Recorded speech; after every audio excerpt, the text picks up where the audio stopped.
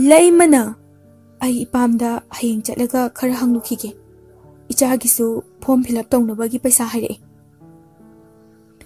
Ram sanana khara hangduro yai masu chilamani hadati Laimana hoi moi pabong moisu angamba matamda atum pangjarani da makhoi gisu macha metric thadoinina tuition chatpada kharadi tinglamlani Ram sanana phare phare chak to chana ba tawrasi Nachanu pidi director hobra Laimana hoi moi pabong Ram sanana phare phare Asumna yum khudingi anambana chak toknaraba matamni pung 10 rom tare Rajesu thembida phone tawsilai thembidi match kana hotli solution naga tadabaga tanjaduda phone gi ring lai thembina as amuk tawre Hello Rajesna tumaba Thembina tumdriya Rajesna hanglai kaidhoramino Thembina sum lari inglambani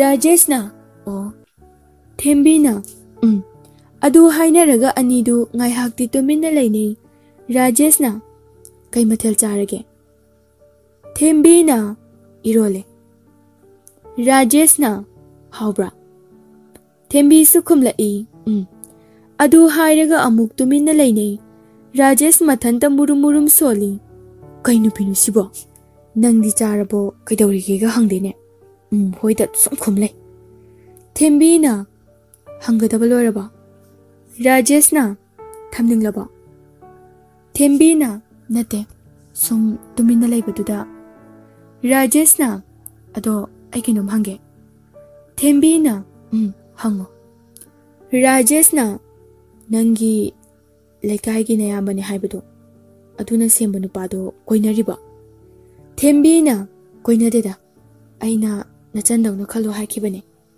ai migi phone se paiba yam talle pitho obasu amuk phatana khankini Rajeshna ai ama leirage adudo langthokro Thembina as si phauta lekansida amamuk leigi ai migi pose sisinaba yam talle Rajeshna nang aibu nushidaba male Thembina adugi natiye ai wakara haike yabra Rajeshna hayo Thembina ai nushidabra haiba wahangdo amuk hana hanglakano maramdi aise yam lairaba mini haiba nangsu khangdiba natra aduna yam ka hena nushi wakhalda lupado ai pamdi Nangna nushidaba male toina hairakadi awaba na thalaba matamdadi khanghudana nushide haikibasu yai matamduda nangnasu aibu yam waraukini aduna madugi wahangda hanglakano Rajeshna hoi ai nangna haiba yage amuk hana hanglaroige Thembina phare aduga amaga haige Rajeshna hayo Thembina aibu waruganu ko Rajeshna kaibuno Thembina haibadi ai mina pirakpo posakse sizinaba yam talle miduda lana khanbagi dinate aibu nushiduna mateng pangbibani adubu ai madumbadi aigi oina pamde nangna piramba seldo sizinade ado hayeng school dalo Rajeshna Thembi adumadi tawganu please madudi nangna wana thabak suraga jara ani tanbudo nungaitabagi mateng pangbani aduga aina nangbusu lairere haiduna noknagadaba laite Thembina madugi damakta kaisu wabigano aisu ikong ikutloi mapali mit pali imane aibu asoiba yaudana malim sida thambirami lairaba mapokti Suraga jabasina mahau yam lay mina mateng panglaga bisabadui sarok jarana ma jaraga len maduna mabulle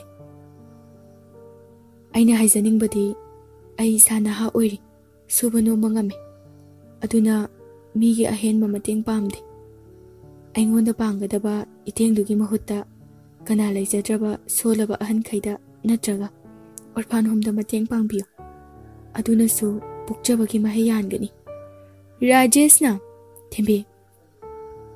Thembi na ai matang matam chana migi mateng laugani ai gi mai da tari badak si phanaba nangna hidak lebi re ai madu sizine ai gi dama awat palari nangna lebi madu su ai sizine ai gi upana chaningba achapot nangna pise ai madu su yari masidi hongna sani angang da pijaningba haibase ai madu di loina sizine tawba tabu ahenbadi ai lauro Rajesh na phare nangnabu adu yongna khaladi ai kaisu kaide ai kem khandre nangi natik na thauna bu su kanglei chagi mamomni haibada thagatle Thembi na aina soiki ba kaya yawrasu saunu ko Rajesh na saudeda Thembi na phare pungse thengi thamagi Rajesh na hoi good night Thembi na good night asumna ahingdo hawkhre no ngalaga Thembi na tum hagolakpada angakpagi masak ama oiraga leiramlibadu koyeng yengi Thembi na kaino sidi kaidagi pochaino akhoi ma hoigi oijala tanjadu da sakhi sinupa ani ahumga lai sakhina Thembi na mabo sakhina ibunga si kaise imungda thangjilu nupa aduna phani ne sakhina mabok na ne ichagi angamba mateng khara pangbani Thembi na yamale mabok sidi sakhina yamdabani da nangbu iruzaba loirabo Thembi na ludri mabok sakhina phare adudi luzaruro adugane maboki nakta lao adugane nang aigi mateng pangbu sikhak natana atopa ahenba chatpadi yararoi ko Thembi na hoi mabo pot sing adu mathang thangjinba loire sakhina ibungo adudi aigi hotel da lao aduga paisa do pirage ko nupa aduna hoi ine asumna nupa khaidu su chatkhre Thembi di manga chap manakre masu yumgi thabak inkhang loisinduna iru maithajaraga mamagi photo da duk tharaga sakhi khoida lai Thembi na mabo sakhina ichala edana lao Thembi na mabo aduk yamna piraise kaigino sakhina aikhoisu nangi awabadu khangine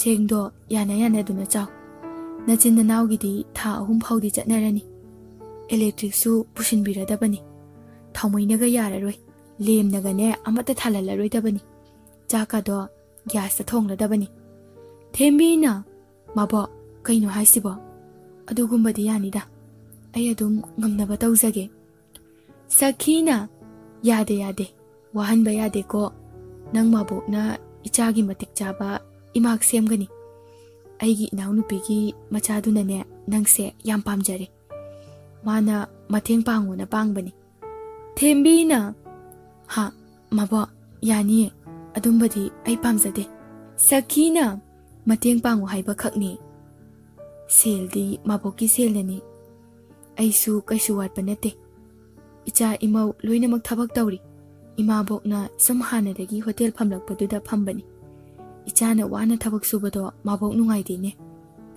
Thembi na kappaga mabo nangse nabuk yam phaiko apokpa ipana ngasi phau adu hairaga Thembi tumina laikre sakhina napana kaidawraba hayune mabokta walot kanu Thembi na wa thaidoglai asuk yamna pibide nongmagi budi adum pibiba sakhi su Thembi na haininglibadu bab loina tarabani adubu khangsinnadaba saraga makha tarai ihe adugibu kaimta khalunuse thabakse amta loisinsi misu laknare Thembi na hoi mabo ngai hakki matungda Thembi su halakle ꯆꯥꯛ ꯊꯣꯡꯅꯕ ꯃꯩ ꯊꯥꯒꯠꯄ ꯍꯧꯈ꯭ꯔꯦ ꯃꯧꯄꯥ ꯅꯨꯄꯥꯁꯨ ꯆꯪꯂꯛꯏ ꯂꯦꯝꯕ ꯊꯣꯏꯅ ꯆꯦ ꯀꯥꯏꯗꯩꯅꯣ ꯁꯤꯕꯣ ꯊꯦꯝꯕꯤꯅ ꯃꯕꯣꯛ ꯁꯈꯤꯅ ꯄꯤꯕꯤꯔꯛꯏꯅꯦ ꯂꯥꯏꯔꯤꯛ ꯄꯥꯔꯕꯣ ꯅꯪꯗꯤ ꯂꯦꯝꯕ ꯊꯣꯏꯅ ꯄꯥꯔꯦ ꯂꯣꯏꯔꯦ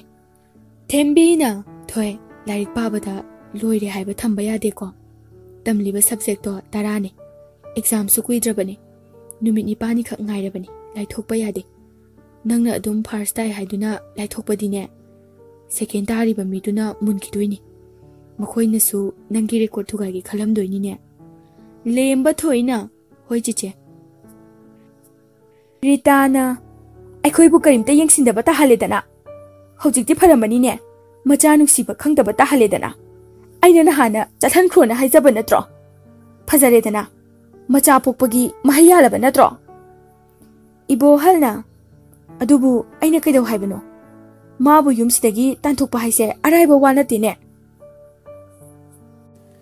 ꯔꯤꯇꯥꯅ ꯑꯩꯅ ꯌꯨꯝꯁꯤꯗꯒꯤ ꯇꯥꯟꯊꯣꯛꯈ꯭ꯔꯣ ꯍꯥꯏꯁꯦ ꯃꯈꯣꯏꯒꯤ ꯂꯩꯐꯝꯗꯣ ꯐꯖꯅ ꯂꯩꯍꯟꯅꯕ ꯈꯛꯅꯤ ꯈꯔ ꯂꯩꯔꯗꯤ ꯑꯩꯈꯣꯏꯁꯨ ꯊꯥꯗꯣꯛꯂꯅꯤ ꯏꯕꯣꯍꯜꯅ ꯑꯩꯈꯣꯏꯅ ꯀꯥꯏꯗ ꯆꯠꯇꯣꯏꯕ ꯔꯤꯇꯥ ꯅꯣꯛꯐꯦꯠ ꯇꯧꯔꯒ ꯃꯣꯏ ꯄꯥꯕꯨꯡ ꯑꯩꯅꯅꯦ ꯑꯩꯈꯣꯏꯅ ꯂꯩꯔꯤꯕ ꯌꯨꯝꯁꯦ ꯌꯣꯟꯈ꯭ꯔꯕꯅꯤ ꯑꯩꯈꯣꯏꯒꯤ ꯌꯨꯝ ꯑꯃ ꯂꯩꯔꯒ ꯑꯇꯣꯞꯄꯗ ꯍꯣꯡꯂꯁꯦꯅ ꯂꯥꯛ 10 ꯐꯥꯎꯗꯤ ꯂꯧꯔꯦ ꯏꯕꯣꯍꯜ ꯁꯥꯎꯅ ꯀꯩꯅꯣ ꯃꯃꯥ ꯅꯪꯅ ꯇꯧꯔꯤꯁꯦ ꯍꯥ ꯏꯪꯈꯣꯜ ꯌꯣꯜꯂꯦ ꯁꯤꯕꯨ ꯀꯩꯅꯣꯕ ꯑꯗꯨꯁꯨ ꯍꯧꯖꯤꯛ ꯑꯩꯈꯣꯏꯅ ꯂꯩꯔꯤꯕ ꯅꯠꯇꯦ ꯅꯪꯕꯨ ꯉꯥꯎꯔꯕ꯭ꯔꯣ ꯍꯥ ꯔꯤꯇꯥ ꯄꯦꯔꯤ ꯄꯦꯔꯤ ꯇꯧꯔꯒ ꯍꯥꯏꯔꯛꯏ ꯃꯣꯏ ꯄꯥꯕꯨꯡ ꯍꯟꯖꯤꯟ ꯍꯟꯖꯤꯟ ꯏꯀꯥꯏꯕ ꯅꯪꯂꯦ ꯏꯪꯅ ꯆꯤꯛꯅ ꯏꯃꯥ ꯏꯆꯥ ꯑꯩꯈꯣꯏ ꯑꯍꯨꯝ ꯂꯩꯔꯨꯔꯁꯦ ꯍꯥꯏꯕ ꯁꯤꯕꯨ ꯀꯌꯥꯝ ꯀꯥꯏꯔꯒꯦ ꯏꯕꯣꯍꯜꯗꯣ ꯃꯊꯥ ꯁꯥꯔꯦ ꯀꯔꯤꯁꯨ ꯈꯨꯝꯂꯝꯗꯅ ꯕꯥꯠꯔꯨꯝꯗ ꯆꯪꯈ꯭ꯔꯦ ꯉꯥꯏꯍꯥꯛꯀꯤ ꯃꯇꯨꯡ ꯍꯤꯔꯣ ꯍꯤꯔꯣꯏꯟꯗꯨ ꯁ꯭ꯀꯨꯜꯗ ꯇꯤꯜꯂꯔꯦ ꯃꯇꯝꯁꯨ ꯁꯨꯝ ꯍꯧꯈꯤꯕꯅ ꯂꯣꯡ ꯕ꯭ꯔꯦꯛ ꯊꯥꯔꯔꯦ ꯄ꯭ꯔꯤꯇꯤꯅ ꯎꯅꯁꯦ ꯍꯥꯏꯔꯛꯑꯦ ꯎꯅꯔꯨꯒꯦ ꯑꯝꯇ ꯔꯥꯖꯦꯁꯅ ꯄ꯭ꯔꯤꯇꯤ ꯑꯃꯁꯤꯁꯨ ꯑꯝꯇ ꯍꯥꯏꯔꯝꯃꯣ ꯑꯩꯁꯨ ꯋꯥꯔꯤ ꯁꯥꯒꯦꯕ ꯄ꯭ꯔꯤꯇꯤꯅ ꯍꯥꯏꯕꯤꯒꯦ ꯙꯅꯨꯄꯇꯤꯅ ꯎꯅꯔꯣ ꯑꯩꯁꯨ ꯎꯅꯔꯨꯈꯤꯒꯦ ꯄ꯭ꯔꯤꯇꯤꯅ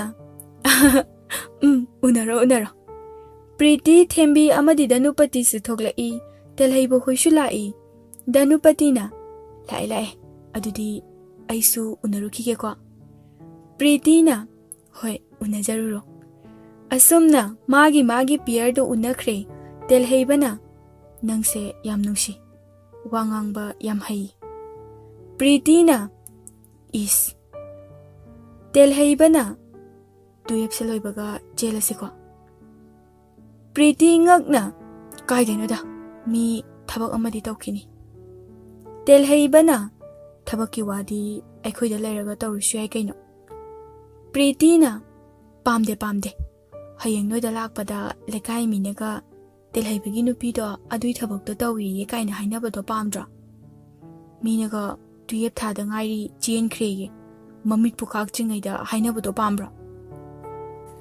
ꯇꯦꯜꯍꯩꯕꯅ ꯂꯩꯀꯥꯏ ꯃꯤ ꯀꯤꯔꯗꯤ ꯌꯥꯔꯣꯏꯗ ꯄ꯭ꯔꯤꯇꯤꯅ ꯀꯤꯕꯒꯤ ꯅꯠꯇꯤꯌꯦ ꯑꯩꯅ ꯍꯥꯏꯁꯦ ꯆꯨꯝꯗ꯭ꯔꯣ ꯊꯕꯛ ꯇꯧꯗꯅ ꯌꯨꯝ ꯄꯥꯜꯂꯒ ꯃꯃꯥ ꯕꯕꯥꯅ ꯂꯩꯔꯛꯄ ꯁꯨꯝ ꯉꯥꯏꯔꯒ ꯂꯩꯕ ꯌꯥꯕ꯭ꯔꯥ ꯇꯦꯜꯍꯩꯕꯅ ꯆꯨꯝꯃꯤ ꯅꯪ ꯍꯥꯏꯗꯣ ꯑꯩꯗꯤ ꯑꯩꯈꯣꯏ ꯃꯥꯅ ꯃꯧ ꯄꯨꯁꯜꯂꯛꯑꯣ ꯏꯁꯨ ꯎꯅꯤꯡꯉꯦꯕꯨ ꯍꯥꯏꯔꯛꯑꯦ ꯊꯕꯛꯀꯤ ꯋꯥꯗꯤ ꯄꯥꯕꯨꯡꯗ ꯍꯥꯏꯅꯔꯒ ꯌꯥꯅꯤ ꯄ꯭ꯔꯤꯇꯤꯅ ꯏꯁ ꯉꯔꯥꯡ ꯅꯍꯥꯟꯗ ꯈꯪꯅꯗ ꯉꯥꯏꯔꯤ ꯋꯥꯔꯤꯒꯗꯤ ꯌꯧꯔꯦꯅꯦ ꯈꯔ ꯂꯩꯔꯒ ꯑꯇꯣꯞꯄ ꯃꯍꯥꯎ ꯄꯥꯝꯗꯅ ꯆꯠꯈꯤꯕꯁꯨ ꯈꯪꯄꯣꯠꯇꯦ ꯇꯦꯜꯍꯩꯕꯅ ꯑꯁ ꯌꯥꯔꯦꯍꯦ ꯅꯪ ꯅꯠꯇꯕ ꯀꯅꯥꯝꯇ ꯀꯣꯏꯔꯣꯏꯌꯦ ꯅꯪꯒ ꯈꯣꯡꯐꯝꯗꯣ ꯍꯣꯡꯈꯤꯅꯨ ꯄ꯭ꯔꯤꯇꯤ ꯏꯁꯩ ꯁꯛꯂꯛꯏ ꯊꯃꯣꯏꯗ ꯇꯥꯈ꯭ꯔꯕ ꯅꯪꯒꯤ ꯁꯛꯇꯝ ꯑꯁꯦ ꯃꯆꯨ ꯀꯌꯥꯅ ꯁꯪꯂꯕꯁꯨ ꯅꯪꯒꯤ ꯃꯆꯨꯗꯤ ꯇꯔꯨꯌꯦ ꯈꯣꯏꯃꯨ ꯀꯌꯥꯅ ꯉꯪꯂꯔꯁꯨ ꯄꯤꯊꯣꯛꯂꯔꯣꯏ ꯑꯩꯒꯤ ꯂꯩꯍꯤꯗꯤ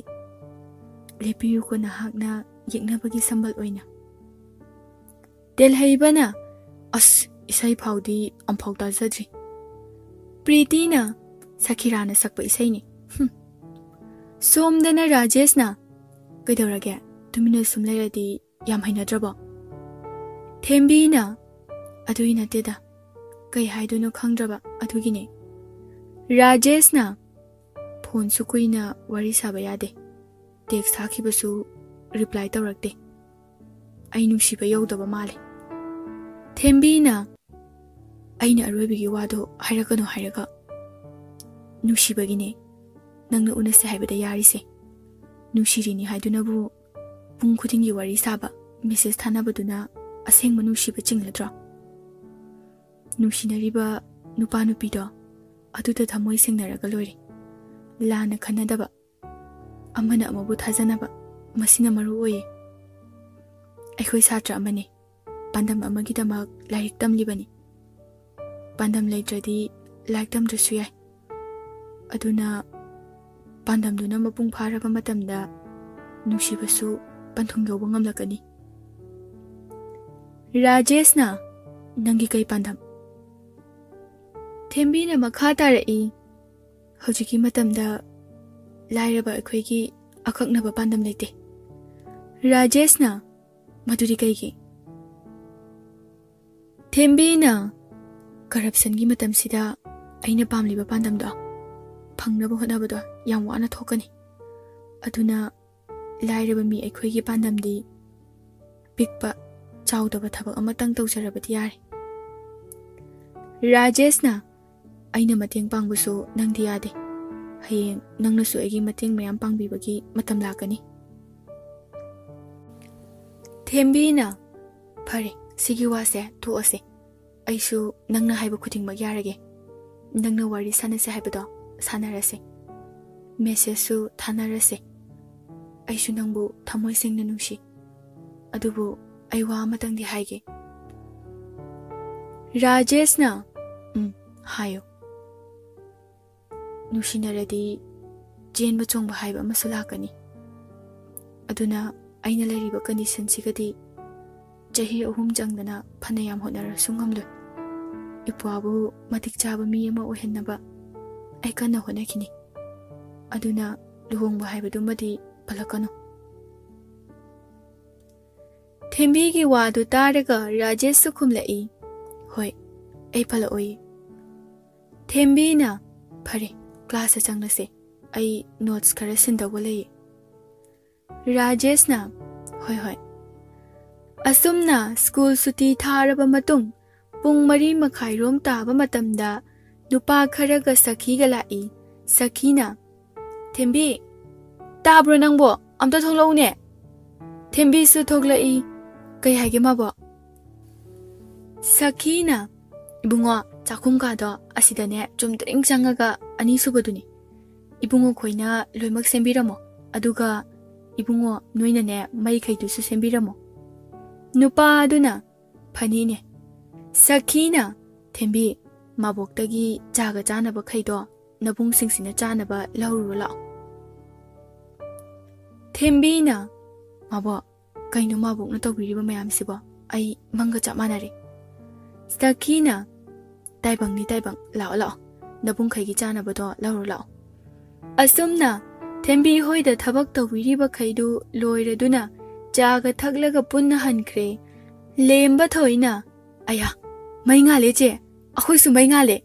Sidi chiche na nungtigi kentan thalaga laik tawbudo tawraroi ko. Migi yumda su lem jas tawda su yarni. Gas su thongdore. As che ai laik yam paningi amta page ko yam nungai ni. Lemba thoi adu hairaga phak tharaga lairik ta pukning changna pakre. Thembi di harau sikadai harau roi sikadai gyan amata tadre. Rita Thembi gi manakta lai.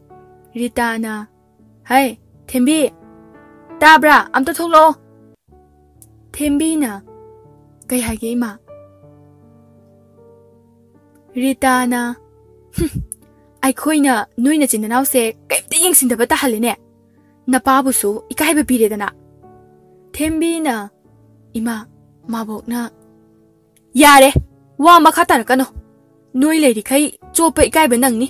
Aina haibado tumledana. Lekai mangsida ai khoi wasu ikaiba piba. Kaisu leitabi nangumana nama napabu hatpa ngambi. Nangsu nachana subu hatpa ngambo oyuko. Thembi na ima aidi kem khangdi mabok sakhina tawrakpani. Rita na madu nangna hairabagi natro. Nangna sada yolaga tawriba natro. He aina hairisini. Muna taw Hojik leiriba nangna hojik leiriba mafam se aina yonthokrabani aduna nachin nanaw mafam chaba ma yingjaw Rita adu hairam laga changkhre Thembi na ha yum se yoleba Ima kaino tawriba matawsibu ima Ima to na ikoi yum se yo thokre ima Ichini na bu kadai da layo ai banu ima Thembi mathwai nungai ta chak thongba loiraga maupa bu pijaraga ngantana tumhankhre tanja tu da phone lai Thembi na hello Leona hello kadaino Thembi na lairik sum yinglambani Leona oh wari saba ya gadro ngakdang Thembi na Leona hairai angang di tumkraba Thembi na tumkre Leona ibani amta unase jamna wari sum saning tawbani lana khanbra Thembi na hana so haijakhre aibu pokmina bana changumna khanbiyo haiduna Leona hairai ai nangbu force tawroi icham chamna wari sananing tawbani hayeng Sunday ni ai pung 10 da noiboroi makong na ngairamge nang tholo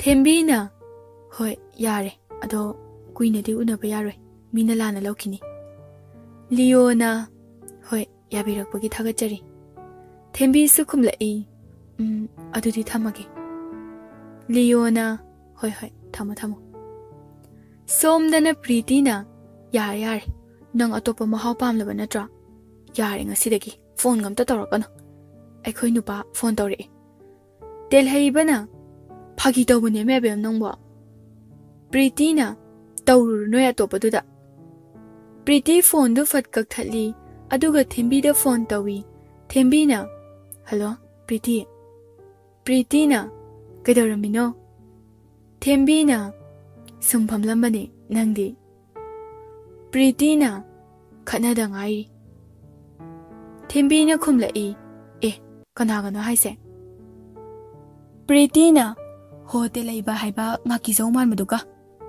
Thembi na kai khanariba Preeti na ho atopa mahau yengkhre Thembi na kaino atopa mahau haide telhaiba Preeti da phone tawbada waiting adum lairi ai tasengna nupa ga koiri malene waiting adum laiye khangneba hangchit school karakpada nang aina kaidogyo Rajesh Thembi da phone tawrai waiting lairambadu da phone pirakpa nupa duga wari sanari khankhre telhaibana Rajesh da phone tawrai telhaibana hello bye Rajesh na kai lairage